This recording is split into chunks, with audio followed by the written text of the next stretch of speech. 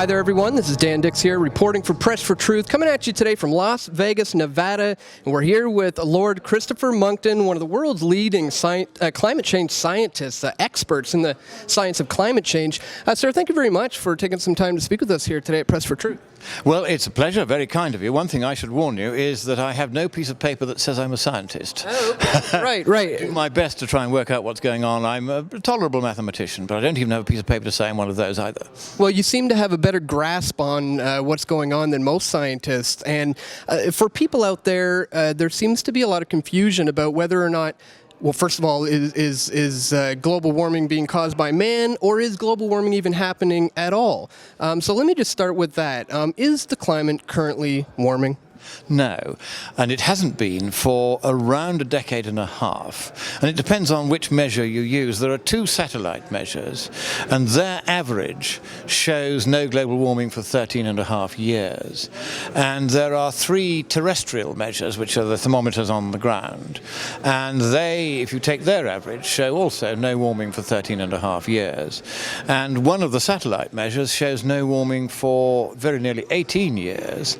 And most of the data sets, in fact all but one, show no warming statistically distinguishable from zero for getting on for 2 decades. Well, the propaganda must be strong because people are under this belief that this is indeed what is going on. Why is the Ipcc, the UN, and others trying to get people to believe in this?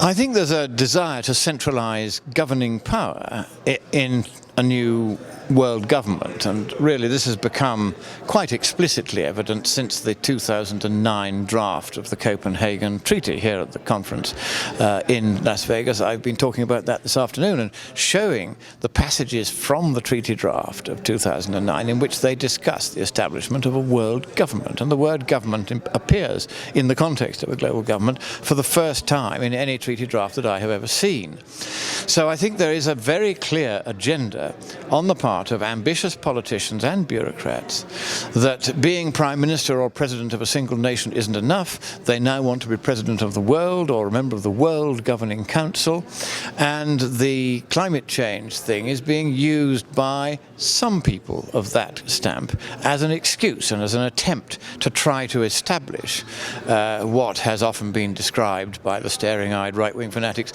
as a new world order. But the fact is that they are really trying to do this, and in the subsequent draft after Copenhagen there was the Cancun draft, which established several hundred, nearly 1,000 new bureaucracies. There was the Durban draft, which was going to transfer enormous powers to new institutions such as an international climate court, which could move against Western nations only. There's an enormous element of attempt by the UN to make it look as though they're transferring wealth from the richer countries to the poorer countries in this process. That's the way of buying the poorer countries' support. In fact, what tends to happen is that the wealth goes from the richer countries to the UN, and very, very little of that ever trickles out and goes down to the poorer countries. That's a problem with the UN now. This would be compounded in spades if they were able to get away with this process of centralizing the government of the world on most economic and all environmental matters, which is what the Copenhagen Treaty envisaged. Well, is the approach, if it is all about forming a new world order, a one world government, is it kind of an order out of chaos type of approach to create enough hysteria and enough a scare amongst the people that they are the problem, therefore we have the solution? Is that the end game? That's exactly what they're trying to do. They're trying to say we have a problem with the climate, which we don't.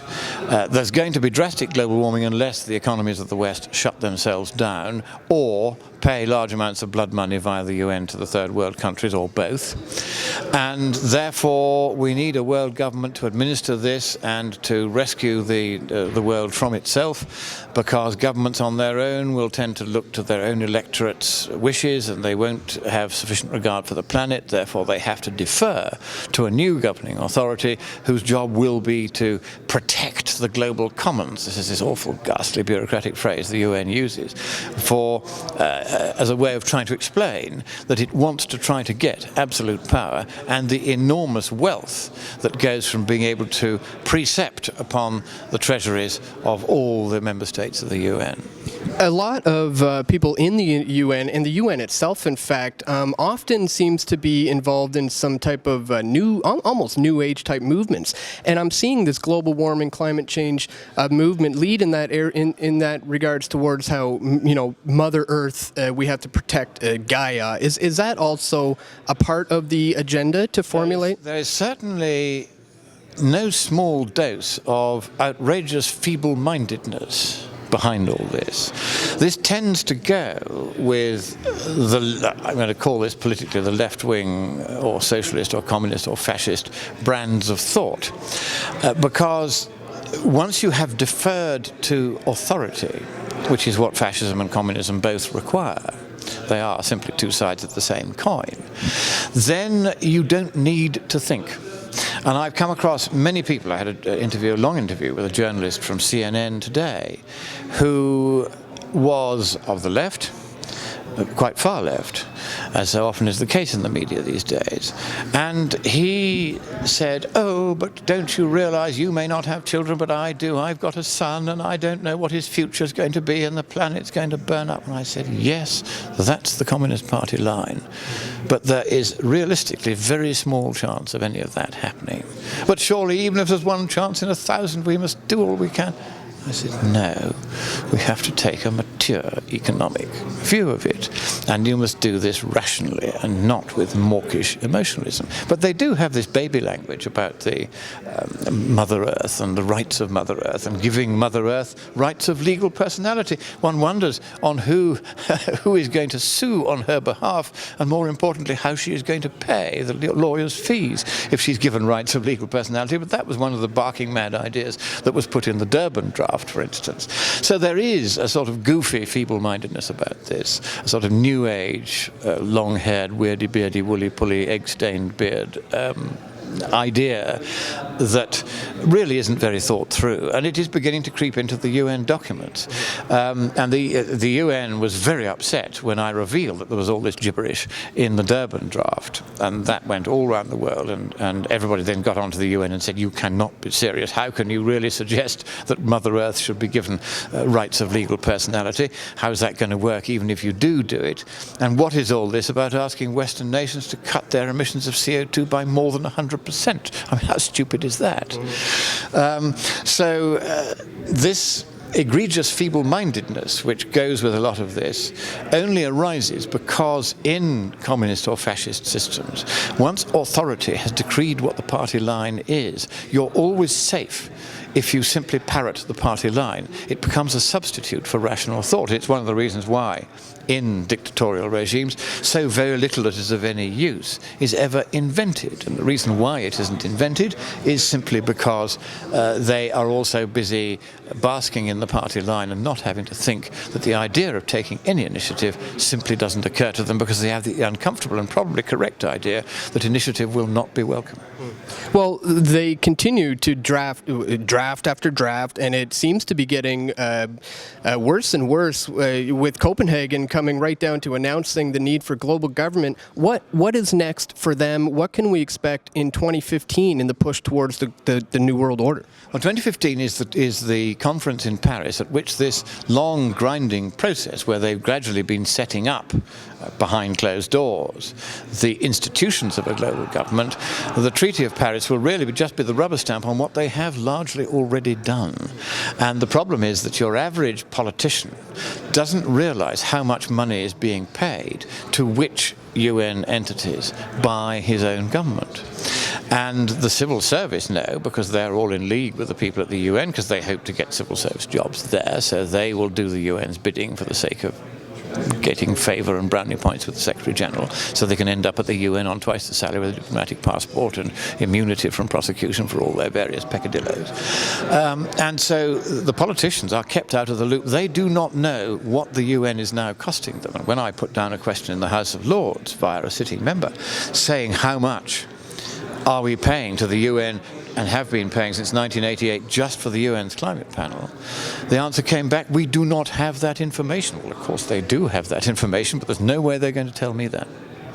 Well, information has been leaked before to show that these people have been lying. What can you tell us about the inconsistencies within the Ipcc? I think a lot of them that came out with the hacking of some emails, and it got revealed that some of these people were lying. Well, that was in the 2 months running up to Copenhagen. From a Russian website was released a large number of emails, 10 years worth, many thousands of emails, which had been stored on the email servers at the University of East Anglia, where Professor Phil Jones had been communicating with climate scientists around the world, and quite openly saying, we don't really want these skeptics looking at our data. We will destroy it rather than give it to them. We will not let them know there's a Freedom of Information Act, and even if they try and make an application under it, we will either make sure that the university's legal officers fend them off, or we will destroy the data. And he was saying all this, and this caused a huge scandal. He should not have kept his job, frankly, as a result of it, but he did, because it was in the interest of the government of the day to whitewash the whole affair. And so although there were many inquiries into it, not one of them ever sat him down and asked him, did you in fact destroy any data? Which is the obvious question when he said he was going to. And since then they've said they've lost quite a lot of data. That, of course, was data which he could have destroyed. We don't know, because those inquiries didn't bother to ask the question. So that was a major scandal. And the UN has been caught out making stuff up. There was the notorious case in the 2007 report of the Himalayan glaciers, where we were told quite confidently that by 2035 all of these glaciers would have melted away. And when many of the expert reviewers for that report said to Dr. Pachauri, don't be so silly, there's no evidence that that's going to happen, he went public and accused them all of being skeptics and of not accepting the unassailable science of the Ipcc. And he went on doing this for 6 months, and eventually, in a very small voice, he admitted they'd completely got it wrong. It turned out that the lead author of that chapter had wanted to make an impression on governments, had known that the figure was wrong, but had left it in anyway. Well, with the amount of leaks that are happening and these kinds of conferences that we're at here, it seems to be that there is a movement rising that is beginning to see the lies here. What do you think, or some advice that you might have for individuals out there who want to get involved in this movement and expose the fact that global warming is a hoax to set up a new world order? What can people do to get involved in that? Well, I think what they're going to have to do, we're going to have an organization of some kind, and it's going to have to be global. I haven't quite decided what to call it. We might just call it something simple like We the People, or we would call it the Institute of Freedom. I mean, freedom is the center of this. Democracy, the right of the individual people not to be trampled on by their government, not to have their government handing over its powers, which are their powers, to unelected entities overseas. These are important concepts, and not to be lied to by international scientific organizations, or indeed national ones for that matter. In other words, the people beginning to assert their rights to be treated properly and not to have their nation's powers handed over to these supranational organizations on the flimsiest of evidence. And I think we are now going to need a global organization properly funded to fight this, and to allow the likes of me to do proper research into what they're up to and make sure that it gets exposed before they get away with it. Mm-hmm. Is there a danger of such an organization being co-opted or infiltrated? Yes, but if you structure it in the right way, and you start out with a founding charter that can't be amended except by a very large majority of the membership, then nobody would want to take over such an organization. If you establish it correctly, it's more or less proof against entryism. There is a scientific organization being established at the moment by Anthony Watts and Pat Michaels, which is going to be called the Open Atmospheric Society, which will be open to the general public as well as to scientists. And they, for relatively modest sums, you can belong to that. And that will then, certainly on the scientific side, try to provide support for scientists who are being bullied by their universities because they're taking a line uncongenial to the bureaucracy. It will support scientists who are finding that they can't get peer-reviewed papers into the learned literature because the literature concerned, the people like Nature and Science, have adopted a policy they won't print any skeptical paper, however however obviously right it is scientifically. I mean, this is an outrage. And so this society has been founded to make sure that some help and support is given to scientists around the world who want to think for themselves and don't want just to accept, what I loosely call the Communist Party line. And that's not to say that every person who believes in global warming is a communist, but it is to say that there is clearly a party line being enforced throughout academia. Departures from that line are being ruthlessly punished, and that's got to stop. Academic freedom means you allow people to hold a point of view that may not be politically correct. And it is not for any university, still less any government, to impose a single point of view and suppress any point of view that it finds uncongenial to it. That's not how universities were founded to work. It's not how they ever should be allowed to work. And this society is now going to stand up and fight these universities until they become proper universities again or get shut down. Well, it seems like the power comes in the numbers, and right now they may have the numbers on the other side of it, but perhaps if they don't. What they have is they have the bureaucracy and they have the politicians. They have the big businesses. They have all the people in the establishment who have learnt that if they dare to speak out against this, they will have their reputations trashed, as they have tried so hard to trash mine and so many like me who've dared to speak out.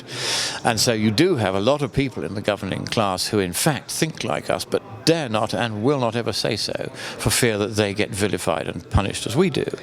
But so for the moment they appear to have probably a larger majority among the governing and political class than they would like us to believe.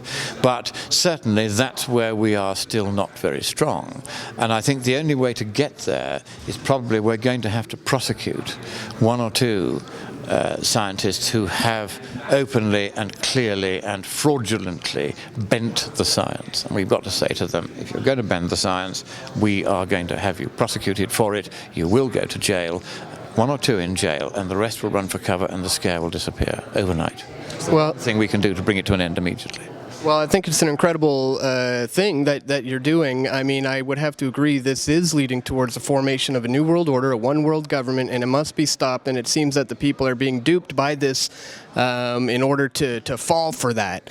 So I want to encourage you to keep up everything you've been doing. It's been incredible. Let's continue exposing this hoax for what it is and stop this world government from forming, right? Well, the one thing that everybody who sees this interview can do to stop this happening is to get on to your congressman, your senator, your elected representative and say to him that he must personally ensure, by whatever it takes, that a provision is inserted into any treaty at Paris that allows any state party to that treaty to resile from it and say that it no longer wishes to be part of that process at any time on giving notice to the depository state.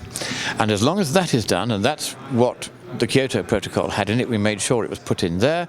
Canada took advantage of it and left Kyoto and is saving itself billions every year by not having to be in this useless treaty.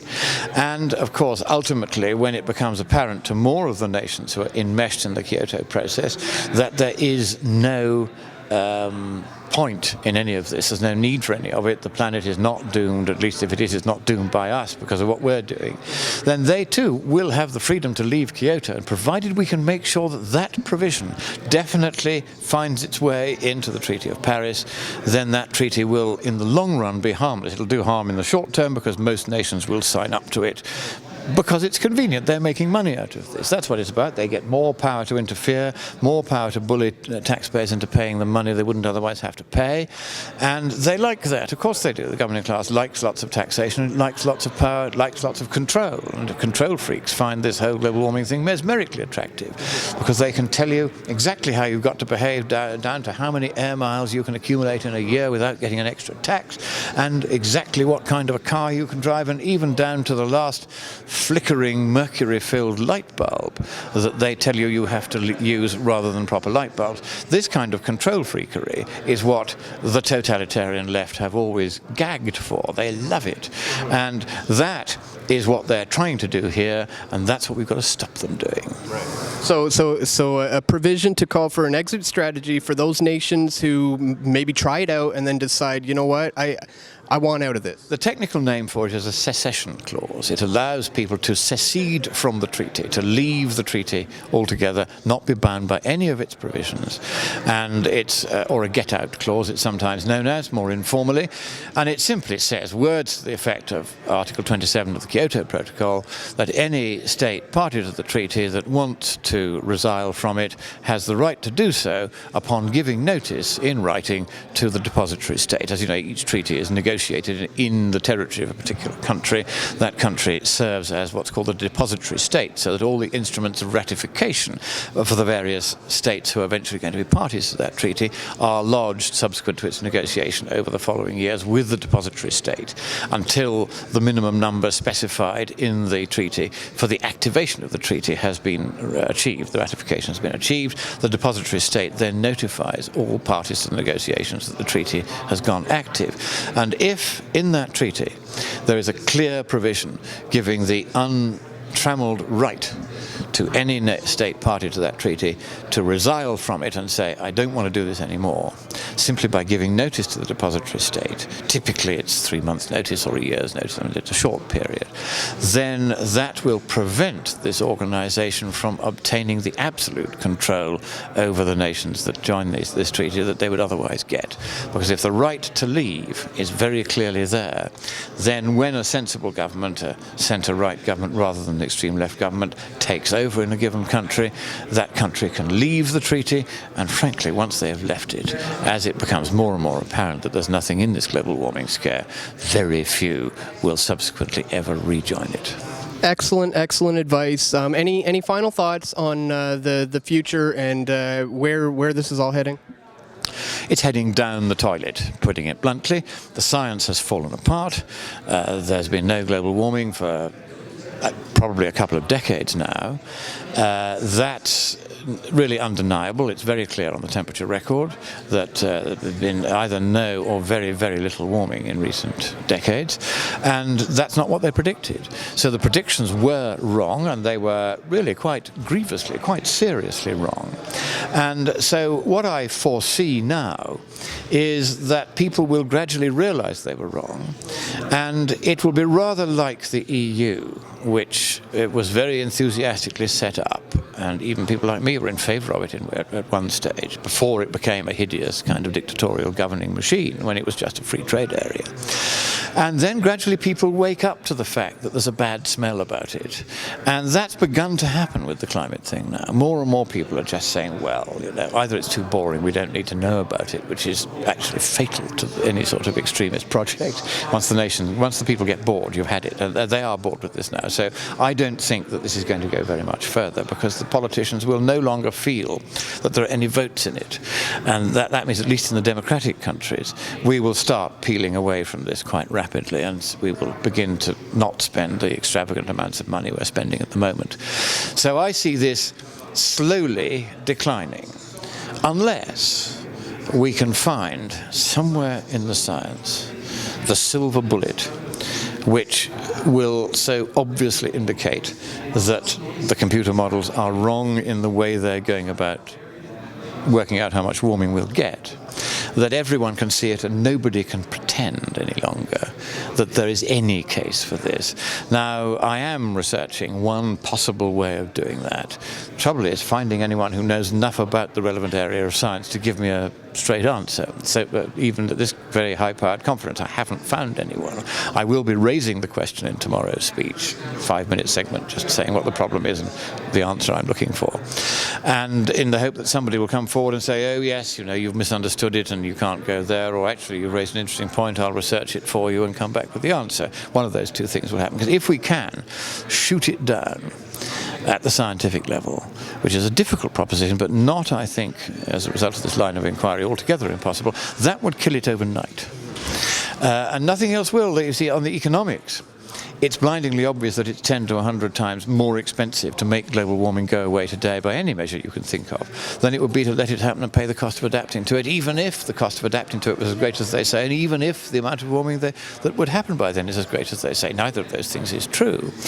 So there is no economic case whatsoever for any of this.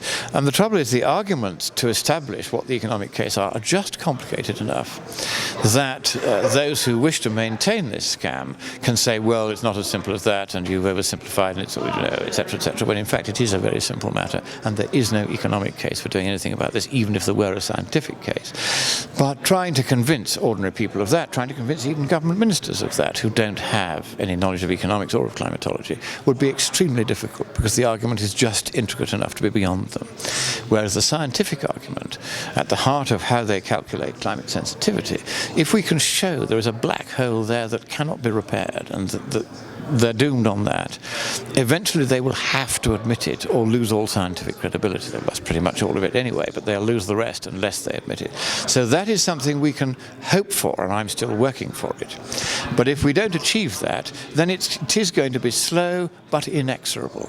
Gradually people will realize that this was got wrong, and if the parties of the centre-right are intelligent, they will remind people constantly that it was the left and the hard left, communists and the fascists, who were most vigorous in promoting this nonsense, and that therefore such people should never ever be trusted on policy matters again. This could do great damage to totalitarianism, and if it does, then the great good may yet come out of the climate scam. Thank you very much for the work you've been doing, and we look forward to more of your talks here tomorrow here in Las Vegas, and everything you have coming in the future. Thank you very much for speaking with us. Bless you. Thank you.